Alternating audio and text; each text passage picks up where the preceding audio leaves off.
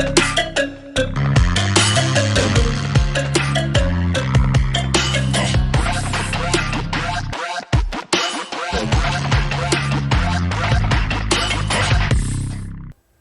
is the Shane Queen Coaches Show, presented by Freedom Church. I'm Brian Giffen, the radio voice of the North Cobb Warriors, and we welcome you in for the Shane Queen Coaches Show this week. Trying a little different format, Coach, to promote this out on the social channels, et cetera, et cetera. The one risk here, of course, a career radio guy gets some video time. That may be a little bit sketchy, but good to have you here. Obviously, it's a tough week trying to bounce back from a 20-17 overtime loss to Northside Warner Robbins. You and I talked about this a little bit ago. It's amazing how much a 6-inch gap makes a difference in what your week is like, and that's about what separated you from winning the game on the last play of it. Yeah, we're 2 plays. You know, I tell our kids we're 2 or 3 plays from being 4-0, but credit to Northside for making the play. But, you know, we had 3 or 4 opportunities, first and goal from the 4. We had a couple other fourth down opportunities that if we convert those, we're in a lot better mood this week. But at the same time, what we're trying to tell our kids is this is like the preseason. We got to get ready. We want to be playing our best football in 2 weeks when we face Walton in the first region game. So hopefully this lights a fire under us and we come back strong against Milton. And our guys had a great week of practice so far this week. We talked last week extensively about the uniqueness of trying to prepare to stop an option attack. And by and large, your defense did a pretty good job against the option, but that doesn't mean they're not going to get their plays and make their plays, and they certainly did. Well, we held them to 257 yards for the most part. You know, we talked about responsibility football. You've got to be very disciplined. You've got 1 or 2 guys on the dive, 1 guy running to quarterback, 1 guy running to pitch. And, you know, for the most part, we did a good job of that. But there was a couple of busts where we didn't get there. And, you know, one of their touchdowns, they pitched the ball, which they do very few times. But, again, we're not there, and they convert and score a touchdown. But, again, our kids played well enough to win, but we're 1 or 2 plays not finishing drives, not making a big play on defense, getting off the field. You know, 1 or 2 plays on both sides of the ball could have been a difference in a ball game. We do have some highlights for you, and we'll weave our way through those. David Bedinga didn't put up the gaudy numbers yardage-wise. He did against Marietta, but he found the end zone twice, including the first touchdown here. Well, you know, he's playing very well. Again, breaks a couple tackles to get in the end zone. David's a true grit. One of those old-style running backs don't mind carrying it 31 times a game, and you see him get in the end zone there. But, again, he had almost 100 yards, didn't have the 200-yard night like he did the week before, but had a very solid football game for us. Close game, and Northside Warner Robbins here bounces back and scores their first touchdown. Well, again, we were talking about it previously. Guy comes in motion. You know, here we go. He's backpedaling. Gets the pitch, and we don't have anybody on pitch, and he walks in the end zone. Again, we've got to do a better job of defending the option right there. You know, it's really hard to replace a talent like a Malachi Singleton, and it showed a little bit, obviously, in the game. You just can't have a guy that good not in there and not have it change things. But Nick Grimstead played pretty well for you. Nick Grimstead played well enough to win more often than not in any of these games, and here he converts this downfield pass to Elijah Lee that set up a score. Well, he was 11 for 15 for 180 yards. He's played a great game. You know, what I told our offense is used to when there's not a play there, Malachi beats somebody with his feet or runs around and makes a play with his arm. He extended plays. Nick's more of a pocket passer, and you see him with his big arm right there. He can throw it through a garden hose. He's got a great arm, you know, but he's learning the process. Coach Clark's learning what he can do well. A couple times, you know, we feel like he could pull the ball, make a throw, and he's got to trust his guys too, and that's part of the learning process that we're going through right now. But each week he continues to improve, and he's going to be better for it when we get to region. Well, here is the next North Cobb touchdown as David Bedinga finds the end zone again. Again, there goes Elvin De La Cruz pulling, makes a great cutback. They over-pursue. David Bedinga walks in the end zone. And, you know, we talked about our kids. We talked about this last week. The 3 previous games, we were behind at halftime, and we had to fight and claw back, and we were lucky enough to pull out 2 of them. Well, this week, we had a strong start, started out 14-7, and then we're outscored 13-0 the rest of the way. 14-7. We scored 14 points in the first half, or first quarter rather, and then we're held. We were going 20-20, getting the red zone. We stall out. again, we've got to finish those drives. Coach Clark and the offense staff have done a great job of working on that this week. So here you go to the half with a 14-7 lead, and you kind of feel reasonably good about things at that point. But, again, you got a whole half of football to go. Yeah, and we told our kids, we win the second half, you're up 14-7, but that didn't happen. Again, we had many opportunities to close the game out, and we didn't. Again, hats off to Northside, but I feel like it was more us not executing than what they did. Now, in the next highlight, Northside ties the game, positions themselves to tie the game with this touchdown. Yeah, they went on a 75-yard drive right here. Again, we got to be more physical at the point of attack, but we had some opportunities to get off the field on third down, and we didn't. But credit to them, they tie the ball game. One of the things I thought that they did well, and it stood out particularly in the second half, their defensive front was pretty stingy all night long, but they really seemed to ratchet it up and make it difficult for you guys to do what you were doing in the second half of this one. Well, it's the reason why we play teams like them in Buford. They bring a very physical style of football, and we've got to match that. Excuse me. And I felt like there was times in the game where they played harder, and we called a will or a want to. They wanted the game more than we did at times, and that's my job. I've got to do a better job of preparing our kids, and we've had two very physical football practices on Monday and Tuesday, and it's because our kids don't accept losing. They know we didn't play up to North Cobb standard and what we've done the last 17 years here. So we've got a great group of seniors that demand our kids to practice hard and play hard, and they know we didn't play as well as we're capable of Friday night. Here, Nick finds Yassine Muhammad to set things up for you to go and add on or retake the lead. Yeah, right here, we're running a waggle play. It's our spider play where we're running play action one way, and here comes Yassine on a drag across the middle. Does a great job setting up our field goal here in a second. Well, you mentioned the field goal, and that sets up Javier Morales to regain the lead here. Well, Javi's done a great job all year. He's working hard. He's somebody who shows up every day to get better. He's done a great job of putting the ball in the end zone, which helps our defense, and here gives us the lead. Kickers don't get enough. You only realize who the kicker is if they miss an extra point or miss a field goal. But he kicks the field goal right here that puts us in a position that we can win the football game. And then we move on. Here is Northside's field goal to tie the game back up again. And their kicker had a pretty strong leg, had good range. Well, he did a great job all night long. He kicked the ball in the end zone. He punted. They averaged over 40 yards a punt. And then here he is. I told our kids, though, I felt like when we held them to a field goal, we only had 15 yards to go. It's our job to put that ball in the end zone, and we had our chances. We had first and goal from the 4. Right. Had 4 cracks at it. We elected to go for it on fourth down, and obviously they held us on fourth down. And it's a game of inches, and that's what it came down to, 1 or 2 inches there. And they were able to pull out the victory because of that. We mentioned their field goal kicker, and, of course, he kicks what ends up being the game winner here in overtime.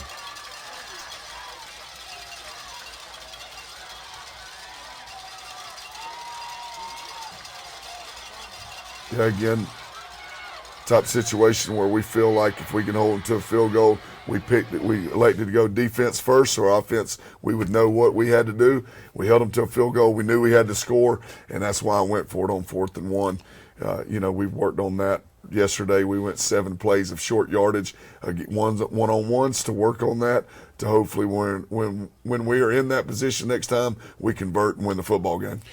We talk all season and we talk all the time about red zone execution, and you and I talked before we went on today here on the Shane Queen Coaches Show about how it changes the dynamics not having 3 in there, particularly in the red zone where you compress the field. You've got less room to work with, and you can overcome a lot more with a guy that's as dynamic as Malachi is. Well, and he's scored a lot of touchdowns in the red zone.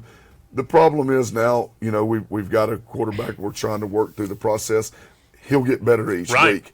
And he's got to be confident when to pull the ball and to make those plays. And that's something Coach Clark, they meet every morning. They watch film from the previous game. They watch film from the previous practice. And our quarterback, Nick, I have all the faith in the world in him. He's getting better every week. And he's going to make those plays down the stretch that Malachi was making. Malachi's started for 4 years. Right. Obviously, he's seen things. The game slows down for him.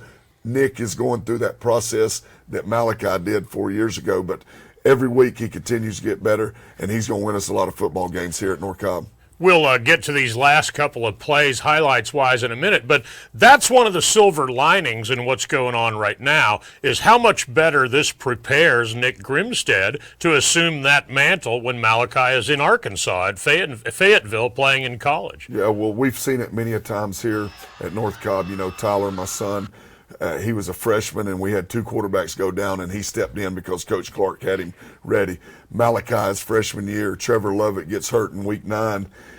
Malachi's sitting there waiting in the wings, and we go beat Hillgrove 35-7 in his first start. Last week, you know, Nick had to step in and beats a great Marietta team. So our quarterbacks are always well prepared because how Coach Clark, what he does in the offseason, in the film room, getting those guys ready, and Nick will continue to do that as well, and he'll be the next great quarterback here at North Cobb. All right, back to the last sequence now in overtime. Here is the run that got you to the 2-yard line by David Eziomume. Well, you see, you know, we get on the edge. He gets down inside the 2. If we just get a little bit more push, you know, we talked to our guys all week about being more physical. We get knocked in the backfield there just a tad. And, you know, look how close we are. Again, it comes down to a game of inches, and Friday night was one that we'll remember for a long time around here. And on the topic of game of inches, here is the last play of the game. In overtime, it's 4th down, and you come up just inches short. Well, you know, I go to the huddle and I say, guys, what do you think? And, you know, you're 2 yards away from winning the football game, and there's a big pile there. You know, look how close the referee is spotting that ball again. Right. Inches, the difference in the ball game. You play all those plays, you know, probably 150 plays in the game, and it comes down to the very last play. You got to get less than 2 yards, and we didn't convert. Again, they stopped us, hats off, but I thought it was more our lack of execution, and we're going to work on that, get that fixed so it doesn't happen again this season. So North Cobb drops this one in overtime 20-17, and they'll look to regroup this week against Milton. And Milton's obviously going to be a tough challenge. We'll get into them in just a moment. Right now, we'll step out for a quick timeout. This is the Shane Queen Coaches Show, and we're doing this a little differently this week, presented by Freedom Church, and we're back with more of it right after this.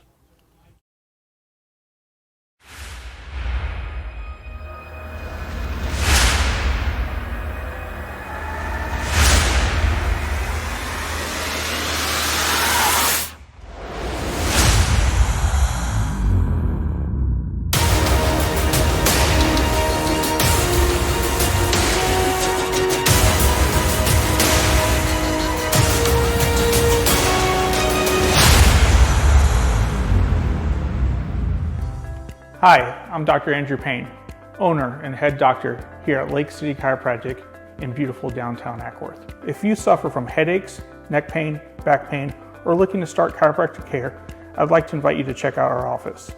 As Ackworth and North Cobb's award-winning injury center, we treat whiplash injuries, herniated disc, and other spinal conditions from auto injuries every day.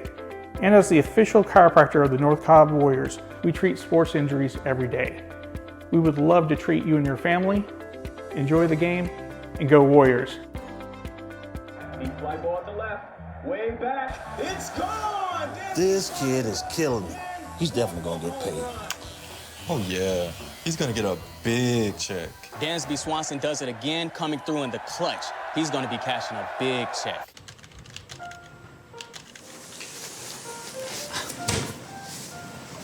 Dansby, next time, you gotta use the mobile app. How did you even get that? You know what? LGE, a smarter way to bank. What's up, Warrior Nation? My name is J.R. Lee. I'm the lead pastor at Freedom Church, and I've got something incredible planned for you and your family throughout the month of October, so check this out. Ladies and gentlemen, let me introduce to you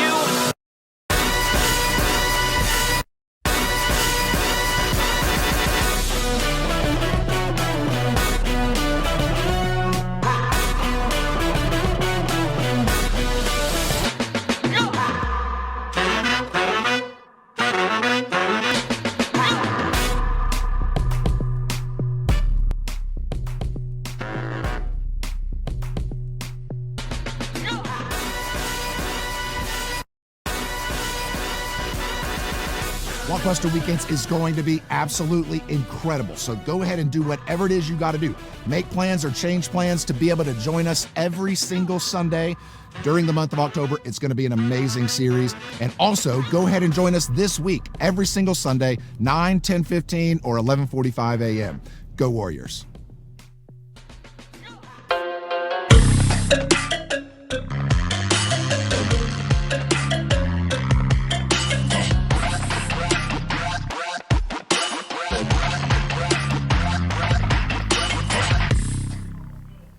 And we're back on the Shane Queen Coaches Show, presented by Freedom Church. I'm Brian Giffen, the radio voice of the North Cobb Warriors, joined by Shane Queen, the head coach of North Cobb. And we get ready now for North Cobb taking on the 14th ranked Milton Eagles. They come to Emory Sewell. That is Friday night, of course, 7:30 kickoff. And if you can't make it out there, join us on radio for our Day Chevrolet pregame show at 7 o'clock. But, Coach, let's shift our attention to this Milton team. Obviously, they're a little bit different, as happens every year, from what you faced a year ago.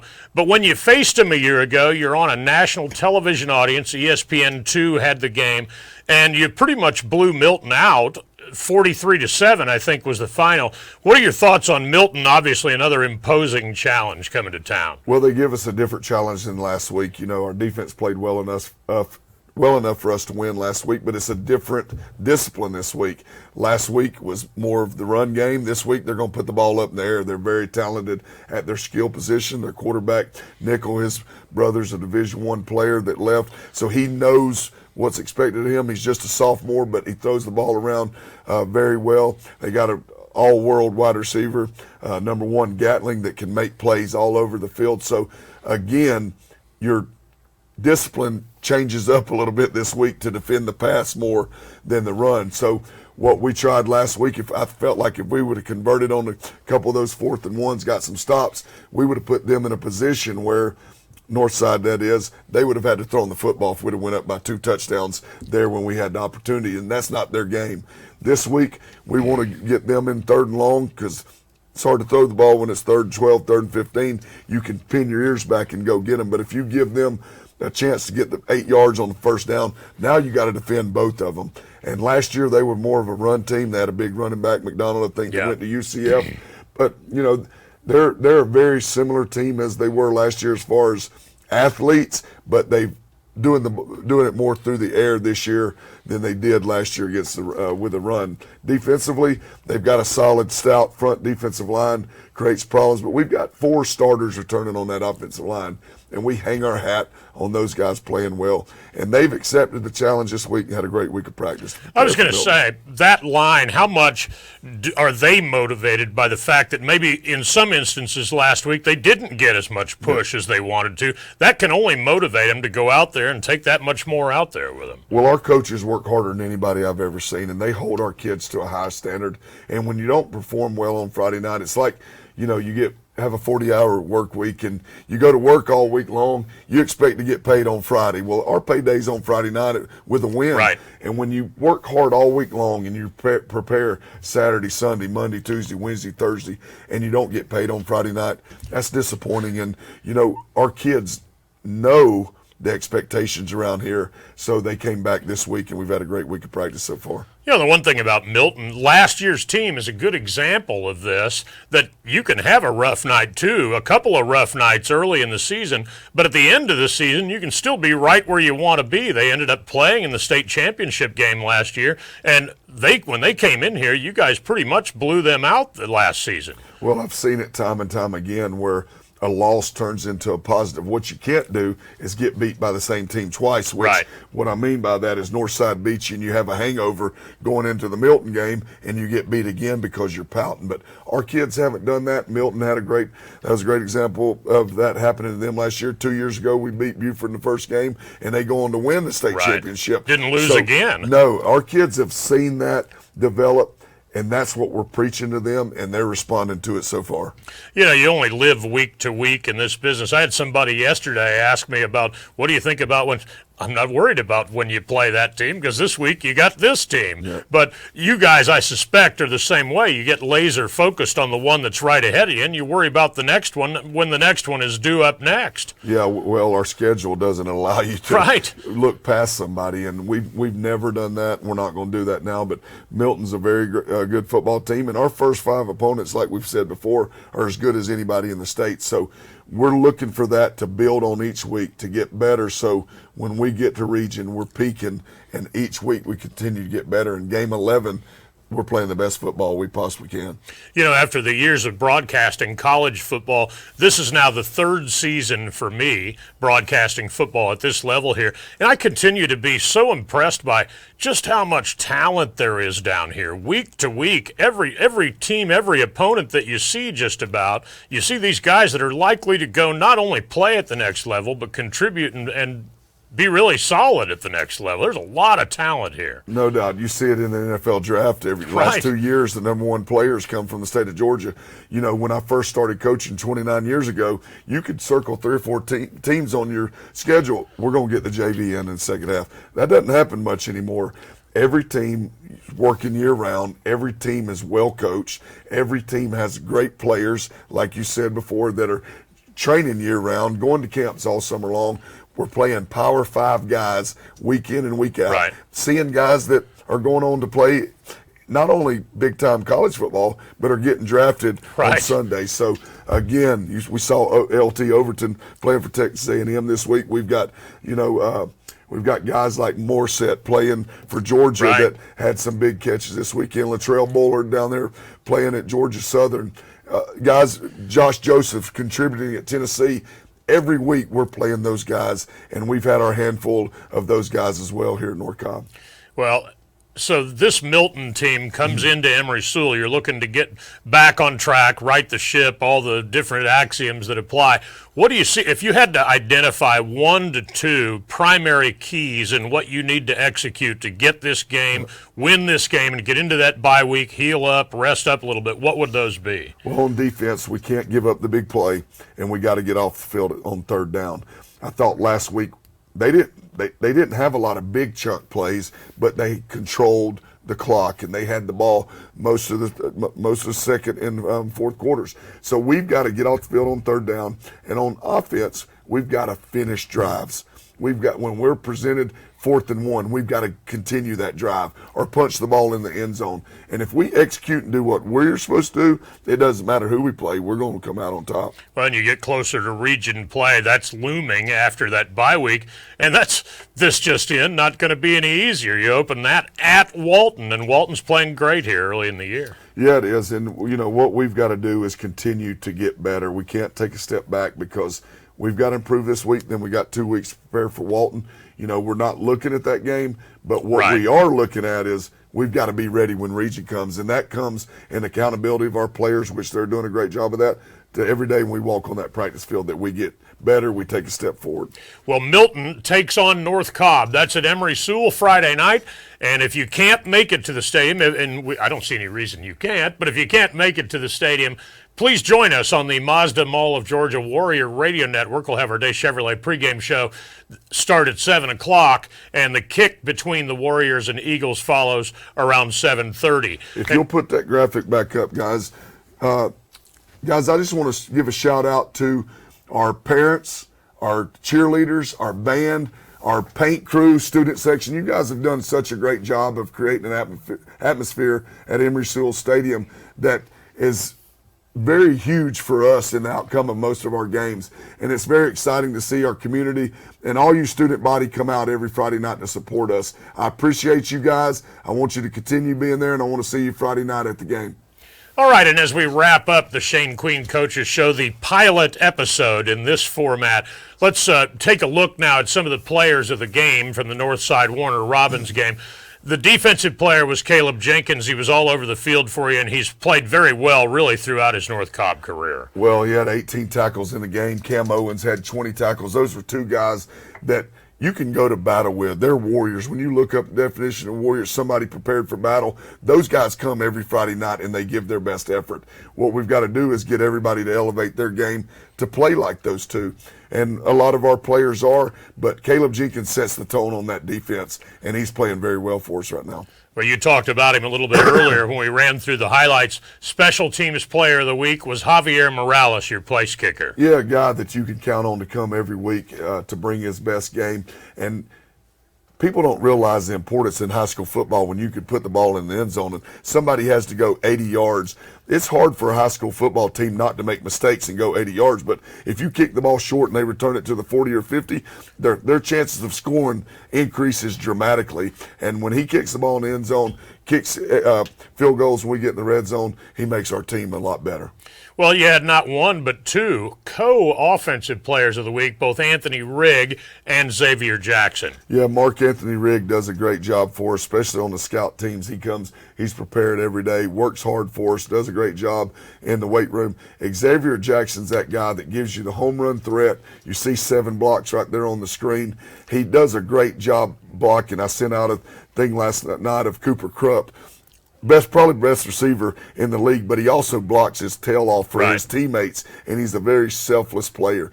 That's what Xavier Jackson brings to the table, and we've got to get all our guys on offense doing that, because when you block in the perimeter, it gives us a better chance to go score. Yeah, there's a lot more to it than just catching glamorous touchdowns, isn't there? Well, especially when you're in the spread. You got 4 guys, almost half of your offense are wide receivers, but when you spread the ball out and you're throwing the ball in the flats, getting the ball out in the perimeter, those guys have got to block for each other, and they've got to be selfless to do that. Well, that will about wrap up the Shane Queen Coaches Show this week.